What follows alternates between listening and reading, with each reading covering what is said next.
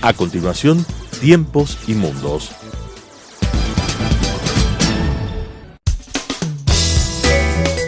Clasificación A. Apto para todo público.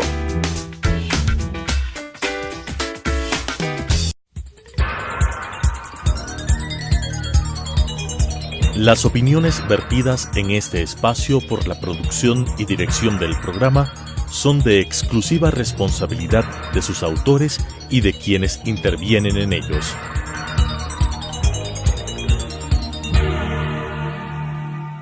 Telesucesos Canal 29 UHF presenta Tiempos y Mundos, un análisis de los acontecimientos y las tendencias que en nuestro común planeta se producen día a día, con la conducción de Alan Cathay. Tiempos y Mundos.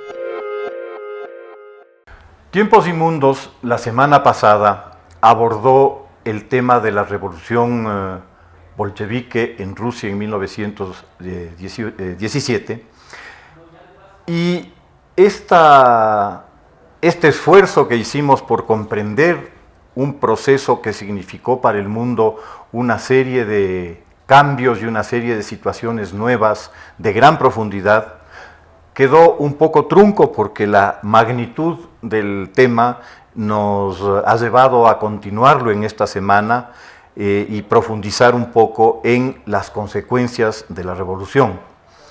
Habíamos quedado en la muerte de Lenin, que acontece en el mes de enero de 1924, físicamente.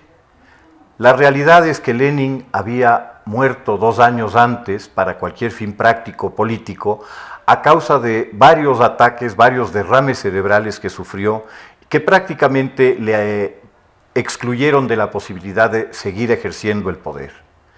Él continuó como una especie de fachada hacia la sociedad, mientras internamente en el Partido Comunista se producía una lucha por el poder terrible, básicamente entre 2 personajes. El uno, Trotsky, el legendario fundador del Ejército Rojo, el notable táctico que es el que logra la victoria sobre los ejércitos blancos en Rusia, y el otro, Stalin, que es el secretario general del partido, quien ha estructurado la burocracia que se constituirá en el eje del gobierno soviético durante los siguientes 70 años, y él es el que maneja los hilos del poder al interior del partido. Entre estos 2 personajes se produce una lucha por el poder de gran profundidad y de gran crueldad. Eduardo, tú verías, nos explicarías las razones ideológicas que adornan esta lucha por el poder interna al margen de la ambición personal de cada uno de los participantes. Así es, Alan, efectivamente, hay que considerar de que la vida en la Rusia soviética y la vida en la Unión Soviética, cuando alcanza a consolidarse a partir del año 1922, sobre todo la vida de estas personalidades de las que comenzamos a hablar, Trotsky, Lenin, Bukharin, serán otros nombres, Kamenev, una serie de líderes de la revolución bolchevique, Kirov, desde luego, de la policía secreta y uno de los conductores más importantes dados en los 10-12 primeros años del régimen comunista, estará determinado enormemente tanto por la evolución de hechos internos como internacionales. Es decir, asistimos a situaciones concretas en términos tales que, por ejemplo, el aspecto que se anotaba, este hecho de que Stalin esté en la secretaría del partido bolchevique, del partido comunista, que incluso a Lenin ya un poquito antes de estar enfermo, cuando se le nombró a Stalin secretario del partido, dijo algo así como que este cocinero solo sabrá servir platos picantes. Conociendo la personalidad de Stalin, claro que él no se imaginó las consecuencias finales de lo que ocurriría esto, y ocurriría a partir del punto que hemos venido tratando. Pues el sistema comunista es un sistema altamente burocratizado, en la cual es la burocracia la que domina socialmente sobre la sociedad y domina sobre el Estado, y el hecho de ser secretario del partido le convertía en el gran coordinador de la burocracia, Y en este sentido es por este hecho de que a Stalin se le facilita la sucesión dentro del régimen comunista originario, y de hecho se advertirá que en el futuro todos los partidos comunistas, al designar la cabeza del partido, designan al secretario general. Pues no es el presidente del Estado, no es el comandante del ejército, sino es el hecho de ser el secretario general del Partido Comunista el que está determinando pues el primer aspecto concreto de poder, y esto ya se da en tiempos de Stalin y Trotsky, que era la contrapartida, porque Trotsky era el intelectual, el más formado. Stalin no tenía una formación intelectual del calibre pues de Trotsky. Entra pues en un periodo de confrontación, y de hecho Trotsky es el primero en advertir la suma gravedad de Stalin en el ejercicio del poder político, pues, y los abusos que comenzaba a generar. Y de hecho pues se plantea una confrontación que Lenin ya se da cuenta como necesaria para desplazar a Stalin del poder, pero Lenin muere y en definitiva Trotsky pierde esta batalla a lo largo de la década de los 20, que acaba pues de hecho en su exilio, al cual pues querrás hacer referencia en su evolución. Bueno, cuando obviamente Stalin toma el poder definitivamente en 1927, la persecución a Trotsky adquiere caracteres cada vez más intensos y cada vez más siniestros, pues, ¿no? Y no solo se ataca a Trotsky, se ataca a su familia, se ataca a su círculo, y poco a poco se lo va desplazando y alejando del centro del poder, hasta que Trotsky debe salir de Rusia, debe exiliarse para tratar de sobrevivir. Y este intento terminará de la peor manera para Trotsky en 1940, cuando Stalin, la larga mano de Stalin, lo alcanza en México y Trotsky es asesinado por un agente enviado por Stalin, ¿no? Y dentro de esto, yo creo que, Alan, es necesario destacar un hecho concreto, pues esta pugna por lo que se llamaría la revolución permanente, que es la teoría de Trotsky sobre este periodo de la revolución bolchevique, que era tinente de que la sociedad comunista debía estar en una permanente revolución, y Stalin lanza su otra teoría, que es el socialismo en un solo país. Esto estaba devenido de algo que tuvimos la oportunidad de comentar en el anterior programa, y que básicamente se refiere al hecho de que se produce la revolución comunista no en los términos que Marx lo planteaba, es decir, de una gran revolución internacional en la cual el proletariado tomaría el poder en buena parte del mundo desarrollado, si no en todo el mundo desarrollado, nos referimos a Europa Occidental en esas condiciones, si no se da en un solo país. Y frente a ello, Trotsky lanza su teoría de una revolución que en Rusia esté en permanente agitación y que por otro lado provoque una revolución en los países occidentales para que se enganche a este proceso.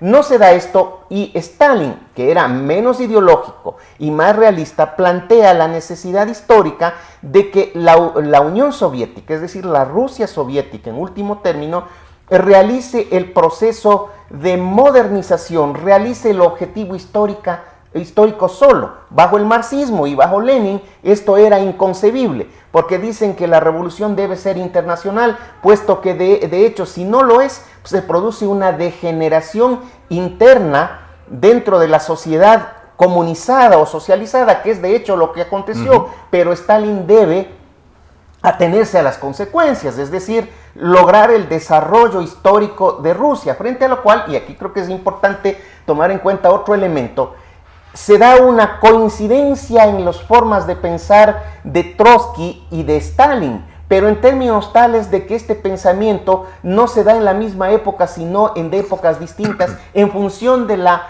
evolución de los hechos. Trotsky planteaba, antes de 1928, de que se debe militarizar al proletariado, es decir, provocar la modernización forzosa de Rusia.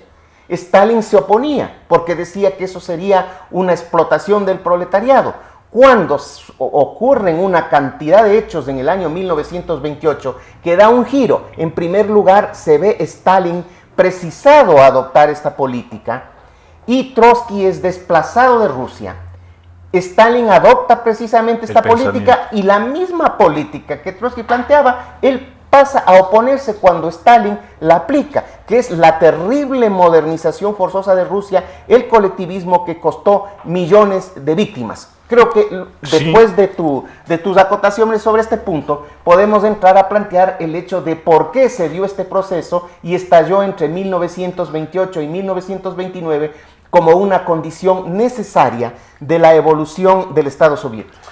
Claro, de hecho, esto va directamente relacionado con una decisión que Lenin adopta al terminar la guerra civil, por la terrible situación en la que está Rusia en ese momento, atravesando una hambruna que le cuesta más muertos que la propia Primera Guerra Mundial. Esta hambruna, provocada por el conflicto en sí mismo, por una serie de otras consideraciones de orden político en la sociedad rusa, le hacen notar a Lenin que tiene que hacer una modificación táctica en el plan de colectivización de la sociedad soviética. Básicamente, él pragmáticamente devuelve a los agricultores la propiedad de la tierra, les permite trabajar como campesinos libres y vender sus productos libremente en el mercado. Después del fracaso del comunismo de guerra y cuando los campesinos, los trabajadores se sublevan. Y luego de la rebelión de Kronstadt, ¿no? Así es. Justamente este éxito que la nueva política económica de Lenin genera en la sociedad soviética empieza a generar contradicciones al interior de la sociedad soviética. Y Stalin plantea, pues, que no es factible la coexistencia de una agricultura libre en una economía socialista y que, por lo tanto, debe colectivizar la producción agrícola y debe revertir todas las tierras al Estado y toda la producción al Estado. Esto arranca en 1928, coincidencialmente con el lanzamiento del Plan Quinquenal. Así es, y yo creo que vale la pena tomar en cuenta dos elementos. En primer lugar, hablamos de que Rusia es un país sumamente atrasado. De hecho, de los países europeos es un país que conlleva una enorme cantidad de atraso hasta el punto de que el mismo Lenin planteaba de utilizar métodos bárbaros de lucha contra la barbarie. Así lo decía Lenin. Lenin murió pues 1924 y es Stalin al que le toca pues implementar esto y sacar a Rusia de este atraso. Entonces el modelo socialista que estaba destinado a producir sobre todo justicia social e igualdad social de acuerdo a la ideología marxista, aquí debe transformarse en primer lugar en agente modernizador, en agente industrializador de aquello que la burguesía en Rusia no había alcanzado a hacer como lo hizo en los países occidentales. Y en esta vicisitud, Alan, yo creo que es importante este aspecto concreto, planteado como estaban las cosas hasta 1928. Es decir, Stalin opuesto a medidas, digámosle, bárbaras de lucha contra la barbarie, versus Trotsky que las insinuaba o las manejaba a partir de lo que llamaba la militarización del proletariado, se rompe repentinamente ante un hecho específico, y es que los comunistas rusos habían estado dando apoyo al Kuomintang en la República China. En ese momento, pues, el líder fundamental en la República China era Chiang Kai-shek. Pero no solamente le apoyaban al Kuomintang, sino que lo habían estado infiltrando. Bueno, los comunistas siempre manejan estas políticas que no necesariamente son públicas, sino subterráneas, nacidos de los principios cuasi maquiavélicos que maneja Lenin. Total, es de que Chiang Kai-shek descubre este hecho. Y al descubrir este hecho no solamente reprime y mata salvajemente a cientos de comunistas en Shanghái y les obliga a salir de áreas de importancia del país, sino hace una denuncia internacional, frente a la cual la derecha europea se hace eco, y al hacerse eco denuncia el carácter conspirativo de la Rusia soviética, rompe relaciones, y en Rusia creen que nuevamente va a haber una intervención extranjera en Rusia. El momento de que se da esto, Stalin advierte que no tiene una industria adecuada para manejar un conflicto internacional con Occidente y da el gran giro a provocar la industrialización del país. 1928, 1929. Sí. Simultáneamente con este proceso arranca el tema de la colectivización. Y Rusia, que había logrado a través de la nueva política económica de Lenin retomar los ritmos productivos agrícolas de la preguerra, de 1913, y de hecho sobrepasar en muchos campos esta situación, de pronto cae en una vorágine que destruye en gran medida el aparato productivo agrario de Rusia y provoca una hecatombe de unas proporciones pocas veces vistas en la historia de la Probablemente nunca antes vistas. Sí, se calcula que hay diversos estudios, diversos análisis, pero esta masacre, este genocidio por hambre, que en Hungría es conocido como el Holodomor, provoca... Ucrania. En Ucrania, perdón. Este genocidio provoca entre 11 y 18 millones de víctimas. Hay, como se dice, mucha discusión al respecto, pero ese es el rango de la mortandad que se produce en la Unión Soviética. En este periodo. En este periodo de 4 años. Del 28 al 32. De hecho, Ucrania sufre un despoblamiento muy fuerte, o sea, la mayor víctima de este proceso es Ucrania, y el resentimiento profundo que Ucrania tiene hacia esta situación es algo que persiste hasta el día de hoy. Para los ucranianos es una ofensa terrible que se argulla que que hay una población rusa importante en algunas regiones de Ucrania, como el Donetsk, que hoy día están buscando de alguna manera una autonomía, y les ofende terriblemente con mucha razón. Es decir, ellos dicen, ¿cómo puede ser posible que el exterminio de los ucranianos, que dio lugar a la rusificación de esa parte de Ucrania por parte de Stalin, hoy se use como argumento para decir, como ahora hay una población mayoritariamente rusa, deberíamos separarnos y pasar a Rusia? O sea, realmente es un tema muy delicado en las relaciones entre Rusia y Ucrania actualmente. En todo caso, el proceso de colectivización del campo conlleva también la reubicación de millones de personas que son destinadas a trabajos industriales y que son un poco la columna vertebral del proceso de industrialización que realiza Rusia y que le lleva en buena medida a haber creado una base industrial que le permitirá sobrevivir a la próxima ordalía que le toca vivir a Rusia, que es la invasión alemana en junio de 1941. A mí me parece importante destacar dos aspectos directamente conectados. Uno, en primer lugar, la previsión de Stalin frente al hecho concreto de la invasión alemana, no tanto en que él haya pensado de que los nazis iban a ser a la larga los autores de esta invasión, sino su gran temor.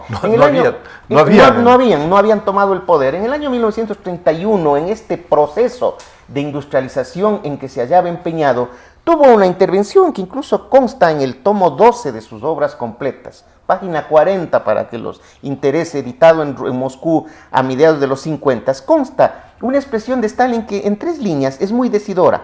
Estamos 50 o 100 años retrasados respecto a los países avanzados. El cálculo puede ser político, pero más bien yo creo real. Hemos de borrar esa distancia en 10 años. O lo hacemos o nos aniquila. Era el año 31. El año 41 se producía la invasión alemana. Y si no se daba lo que Stalin quería, efectivamente podría haber sido no solo la Rusia soviética, sino la misma Rusia, en buena medida borrada del mapa, porque de hecho pues hay que recordar que en la filosofía nacional socialista, en la filosofía de Adolfo Hitler, los territorios de Rusia debían ser parte del espacio vital alemán. Entonces, en ese sentido, la previsión de Stalin operó a grosso modo y con la gravedad que tuvo, pero también con un hecho concreto. De acuerdo a las estadísticas que se manejan, las estadísticas soviéticas en sus archivos debidamente verificados, la renta nacional del país pasó de 24.000 millones de rublos en el año 1928, a 96.000 millones en el año 37. Es decir, prácticamente estamos hablando que la economía rusa casi se cuatriplicó. Y en este sentido, por ejemplo, algunos estándares industriales crecieron en un nivel del 18.5% anual. Cuando los Estados Unidos, en el proceso de crecimiento, cuando su desarrollo capitalista primigenio, que se da entre el año 1855 y 1913, crecía solo al 5%, es decir, Stalin le hizo crecer al 18%, con toda esta barbarie anotada, hasta tal punto de que si en el año 29 los Estados Unidos le sobrepasaban de 15 a 24 veces, entre uno y otro producto, productos industriales, para el año 37 ya solamente le sobrepasaba de 5 a 8 veces. Es decir, los objetivos económico-industriales en buena medida se lograron, con gran dispendio de recursos, porque de hecho hay que contemplar de que no era un país industrial, que lo estaba haciendo solo, no tenía asesorías de países desarrollados que venga, asesóreme, no había un Fondo Monetario Internacional, no había un Banco Mundial que le diga esto se hace así, señores, no, ellos eran solos y de hecho bajo ese esfuerzo titánico, gravísimo y al costo, Conquest dice incluso 20 millones de muertos, lo lograron. Sí, me parece que también hay que anotar un cambio psicológico profundo en la persona de Stalin. Cuando Stalin se afirma en el poder y busca la consolidación en el poder a través de la eliminación física de sus rivales, este proceso conlleva una transformación psicológica de Stalin que se vuelve en verdad un monstruo, ¿no? Es una persona que se identifica preferentemente con Iván IV el Terrible como su arquetipo ideal de liderazgo para la sociedad, y esta identificación que realiza Stalin con relación a Iván tiene una connotación obvia. Se crea y se instituye de manera ya permanente una sociedad paranoica, una sociedad que gira en torno a la sospecha, una sociedad que gira en torno al espionaje y cuyo propósito en el caso de Stalin es inventar las conspiraciones que se le puedan ocurrir, los complots que se le puedan ocurrir para justificar por este medio la persecución y la eliminación de sus enemigos.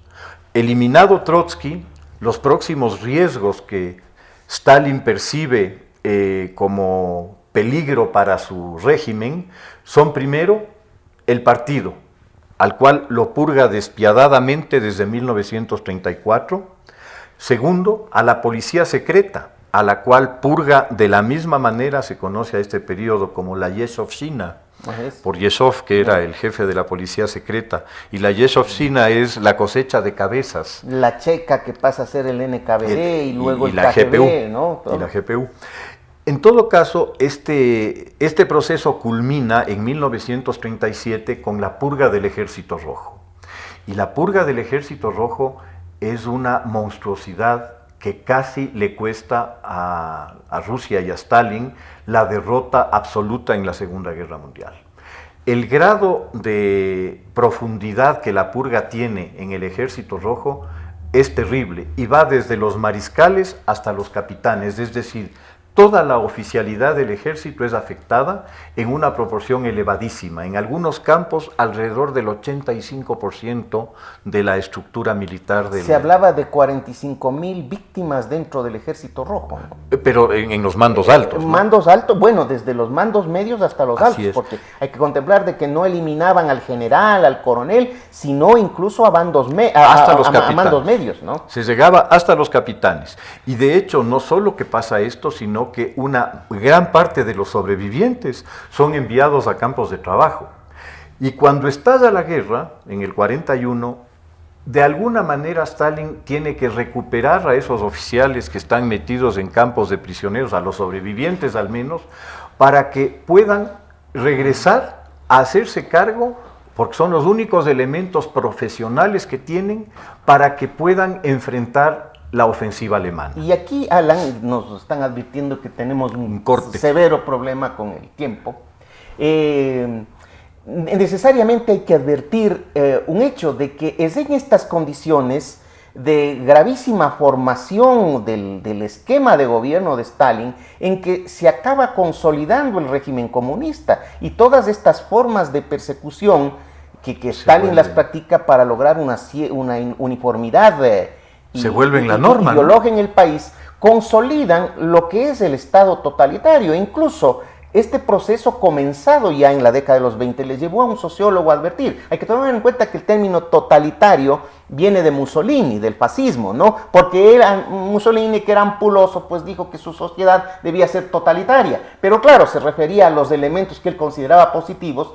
Pero el hecho es de que los sociólogos advierten de que el totalitarismo staliniano se inventó antes de que el término fuese inventado. Se dio antes de que el término fuese inventado. Fuese acuñado. Y de hecho hay que tomar en cuenta que esta sociedad, de hecho, es la que se consagra como modelo político hacia el año 1936 con la Constitución staliniana, que le habla de un verdadero paraíso, mientras las formas de predominio de los mandos bolcheviques sobre el partido, del partido sobre el Estado y del Estado partido sobre la sociedad, se consagran como el modelo político que luego, tras la Segunda Guerra Mundial, aspecto que consideramos tendríamos que tratar en otro programa, llegan pues a ser imitados, llegan a ser emulados por los regímenes comunistas de China, de Corea, Corea del Norte, de la Europa del Este, e incluso hasta en Cuba, de tal manera que este sistema que Stalin lo desarrolló, se consagró y de hecho pues es aplicado en estos países con variantes tan menores que incluso guarda mayores semejanzas entre sí que lo que viene a ser pues la distancia que hay entre un régimen republicano democrático que un régimen monárquico democrático estilo la Gran Bretaña. Nuevamente se nos queda tinta en el tintero. Apenas estamos llegando al inicio de la guerra, de la Segunda Guerra Mundial. Continuaremos este programa, ojalá la próxima semana. Muchas gracias. Las opiniones vertidas en este espacio por la producción y dirección del programa son de exclusiva responsabilidad de sus autores y de quienes intervienen en ellos.